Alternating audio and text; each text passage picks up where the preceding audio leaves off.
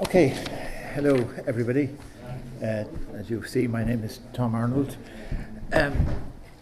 We have the great pleasure today of hosting Dr. Carlos Lopes, who is the African Union High Representative on the Partnership with the EU post-2020, a post he took up in July of 2018. So it's a crucial position at a crucial moment. Today is being held under the auspices of the programme funded by Irish Aid called Development Matters, and here to make his own introduction of the event, a great pleasure to ask Donald Cronin of Irish Aid.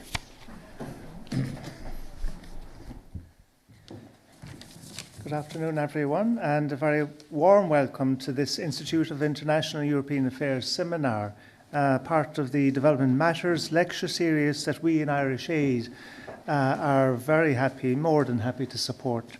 And thanks indeed to IIEA for your continued fruitful collaboration on this. My name is Donald Cronin. I'm the Director of the Multilateral EU Unit in the Development Cooperation in Africa Division of the Department of Foreign Affairs and Trade. Before this, I was the Irish Ambassador to Uganda and Rwanda. This Development Matters series continues to provide stimulating thoughts and ideas on issues relating to global development and Ireland's role in that. The government's new policy for international development, A Better World, sets out clearly our approach and our priorities for the coming period in terms of strengthening governance, climate action, gender equality, reduced humanitarian need, and also with a focus on reaching the furthest behind first. Today, therefore, we're more than happy to introduce Dr. Carlos Lopes, the African Union High Representative for Partnerships with Europe, and he will deliver remarks on a topic which is very close to our heart here in Ireland: can Africa claim the 21st century? Dr. Lopes was appointed as the High Representative in 2018. From 2012 to 2016, Dr. Lopes served as the Executive Secretary of the United Nations Economic Commission for Africa. Indeed, during his tenure, he welcomed the President of Ireland, Michael D. Higgins, to UNECA in 2014. And in that same year was a guest of us here as well for the African Ireland Economic Forum. So he's no stranger to Ireland, and it's great to have you back on our shores. This is also a very timely time, isn't it, because of the changes that are afoot. We've got, on the one hand, a new leadership in the European Union, an attempt to rejuvenate a true partnership between Europe and Africa, and on the other hand, reforms in the AU, the African Continental Free Trade Area, the abundance of opportunities that Africa presents, and also the number of challenges that are faced in that continent, not least, for example, climate change. Dr. Lopes is a professor at the Nelson Mandela School of Public Governance at the University of Cape Town in South Africa, and visiting professor at the Institute of Political Studies in Paris. His most recent book, called Africa in Transformation: Economic Development in the Age of Doubt, is, in the words of the former UN Secretary General Kofi Annan, a compelling rethink of traditional development models in Africa and the need to seize on transformational change to build a sustainable future for the continent. He also runs a very exciting blog called Africa Cheetah Run. If you Google it, you'll find it very quickly. And with these few remarks, can I introduce to you, please, Dr. Carlos Lopes. Thank you.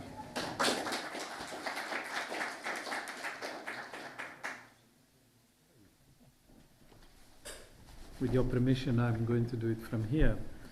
Well, thank you for the commercial about Africa Cheetah Run. There is a story behind it. Africa is on a catch-up mode, so it needs to run very fast. And the cheetah is the fastest animal on earth. So it's a way of saying, Africa needs to run at the speed of a cheetah. But beyond the speed, there is also another message that is implicit, because part of the ideas about Africa rising that have dominated some of the specialized financial media, The Economist, Financial Times, etc., resulted from a report produced by McKinsey, which title was Lions on the Move. And this is a provocation to basically send a message that lions are about show off.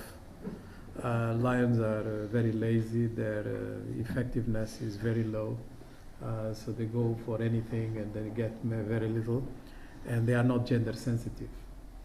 The lionesses do all the work. So we need completely to overhaul this idea that progress in Africa is going to be in the image of a lion, which is basically about grabbing the headlines but not doing much. The cheetah is the opposite of all that I said about the lions. Narratives about Africa tend to be negative, as we know, embedded in historical simplifications, and dismissiveness has become quite current, including in our perceptions of Africa from a geographical point of view, with projections that are used mostly, the Mercator projection, giving us an idea of the landmass of the continent does not correspond to reality, as we know. Africa is much bigger, and therefore it is much more important for us to try to understand the complexity because of the larger than usual complexity and reality of the continent. But we also know that most of the Africa Rising narrative that has resulted in some counterintuitive perceptions being finally addressed as limited for a large extent to business opportunities, and giving the idea that in Africa we have new business opportunities, and more voices admitting that the possibility of an African century are based in this principle or this perception. The adoption of the UN Millennium Declaration in the year 2000 and its companion, the Millennium Development Goals, has indeed inaugurated a new era. Prescriptive structural adjustment policies were replaced by goals, meaning different ways of attaining objectives, or in economic jargon, policy space. Around the year 2000, the Millennium Declaration is from the year 2000, Africa started to demonstrate a different pattern of economic behavior. For the last 18 years, African countries systematically dominated the list of the top 10 fastest growing economies in the world.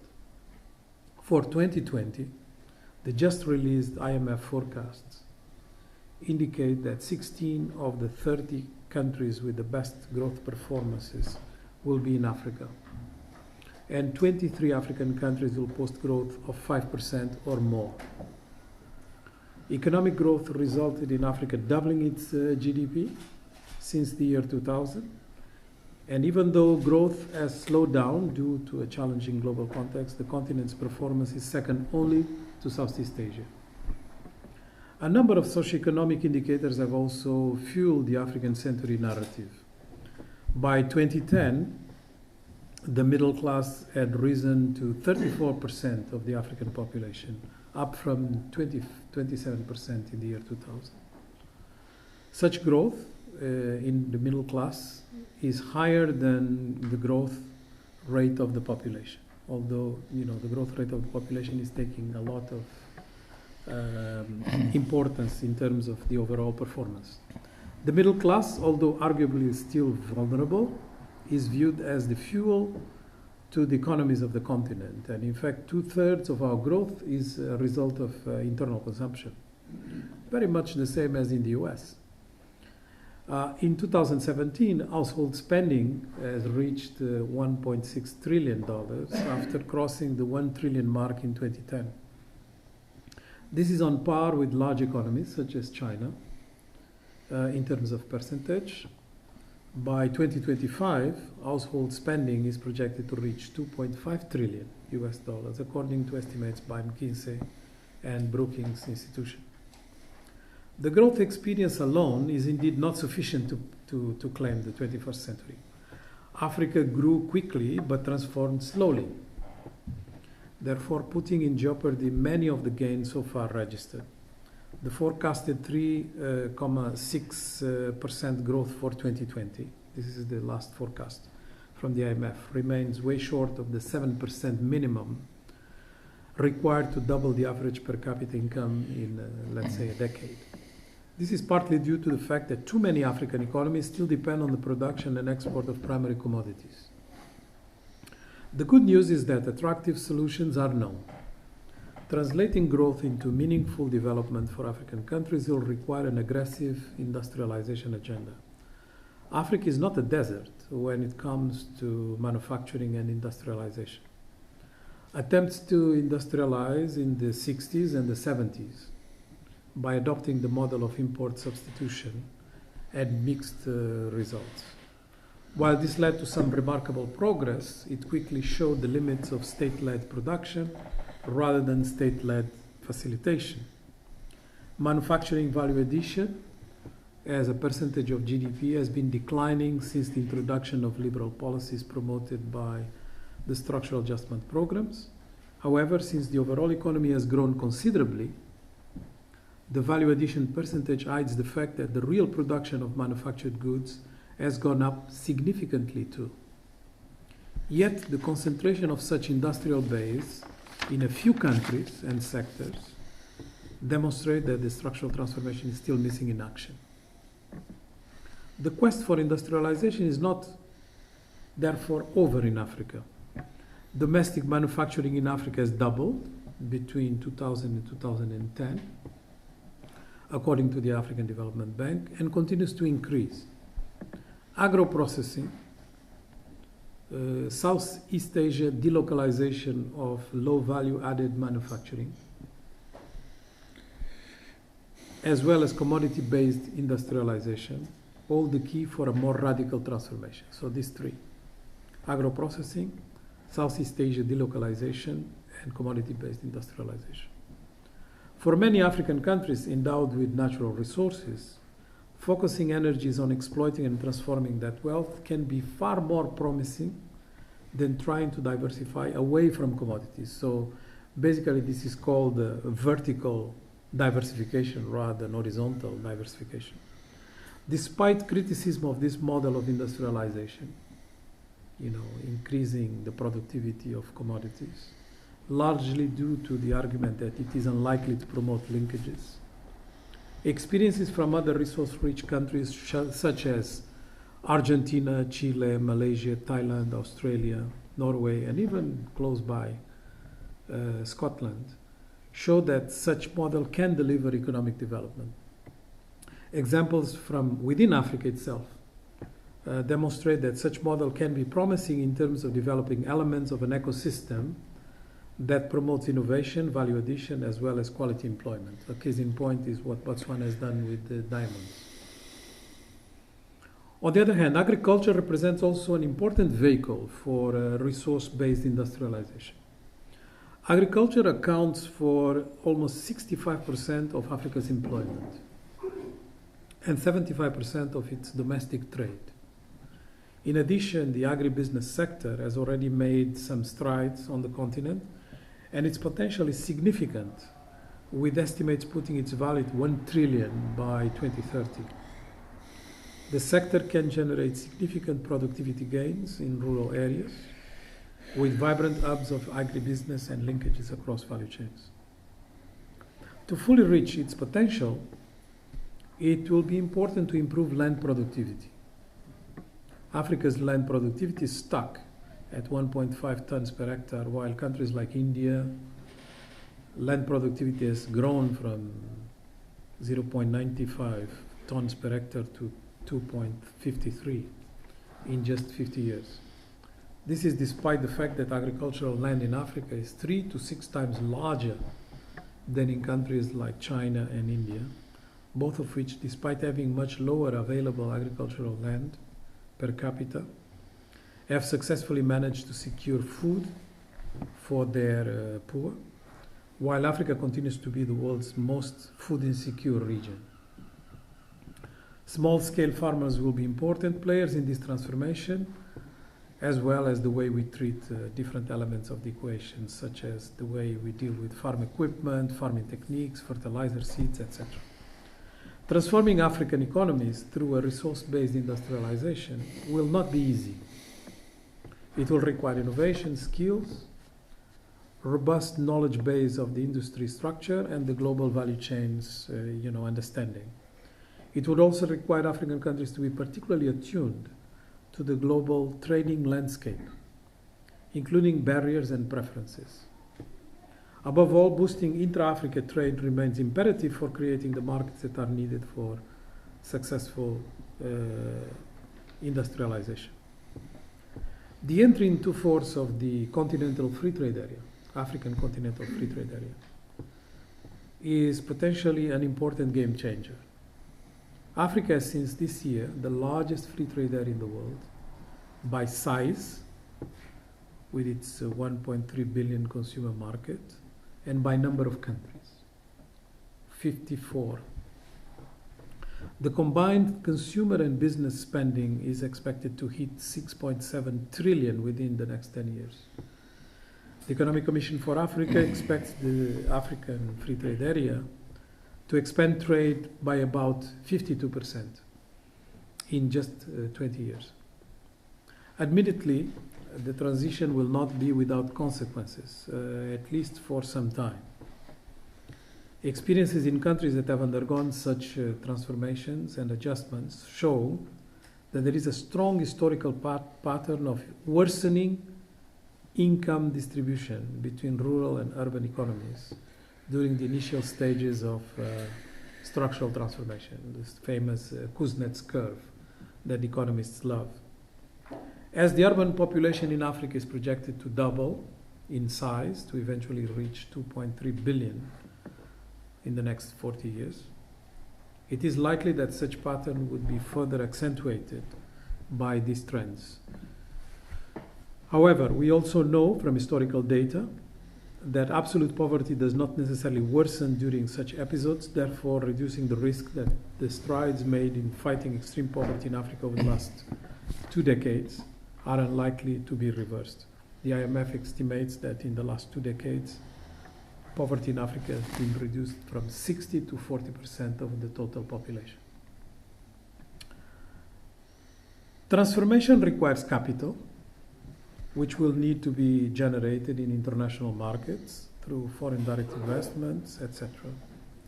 Yet Africa remains marginal as a destination for foreign investors.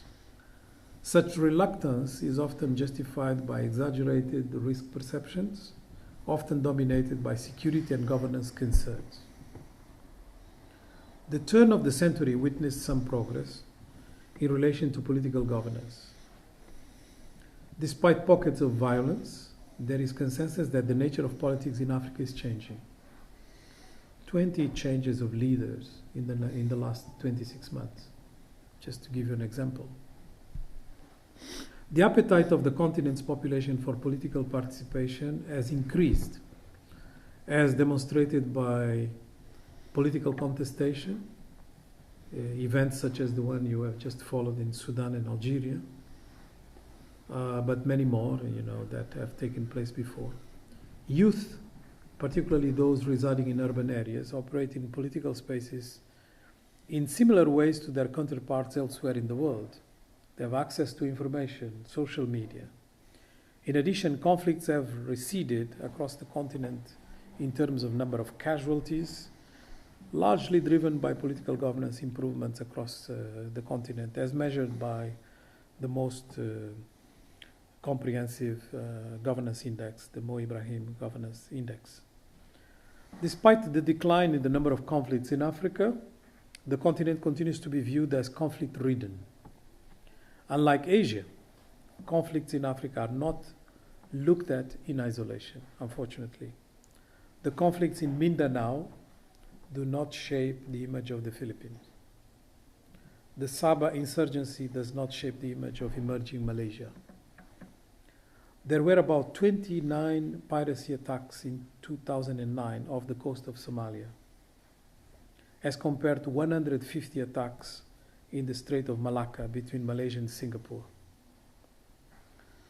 but this is not the perception of most people.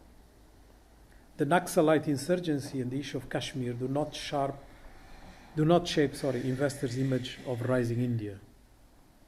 And South Korea remains unaffected by its proximity to its belligerent sister in the north.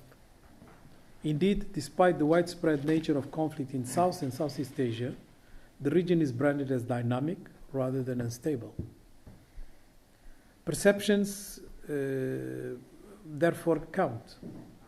Structural transformation requires a different type of engagement that taps into the potential of the continent rather than sees it as a high-risk region or, at best, a charity basket case. Development aid, albeit still important in specific cases, cannot single-handedly transform African economies and may be a contributor to this image problem.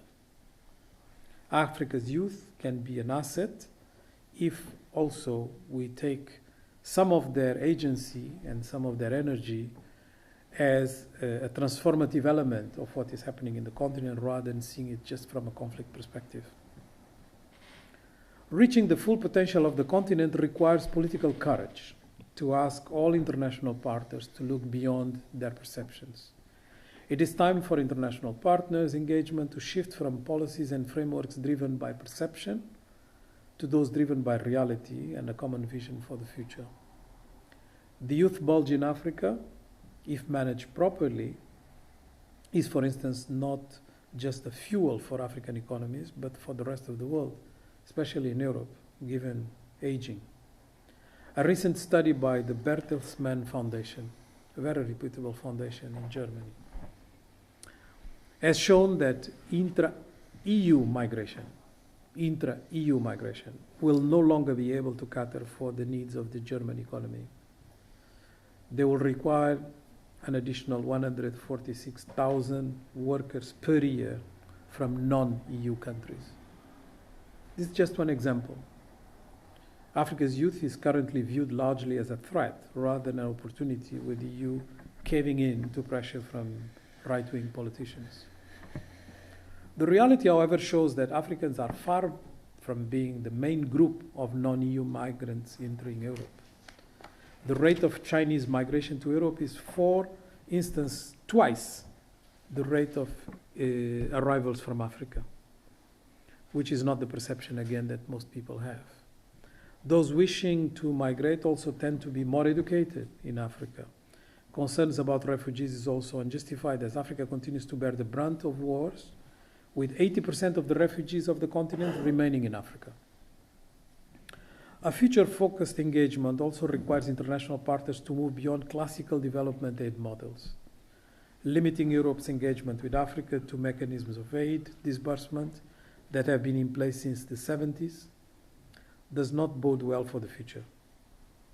Where the EU sought to be innovative, it developed initiatives with no consultations with African countries and in isolation of a plethora of initiatives and mechanisms in place in Africa that Europe has put in place without proper consultations with the continent. These fragmented approaches to dealing with Africa carry obviously the risk of ineffectiveness, but also of a political erosion of goodwill. There is a Somali saying that goes like this: he who does not seize opportunity today will be unable to seize tomorrow's opportunity. For the African continent, its leaders and people, and for international partners, now is the moment to make the Africa Century a reality. Thank you.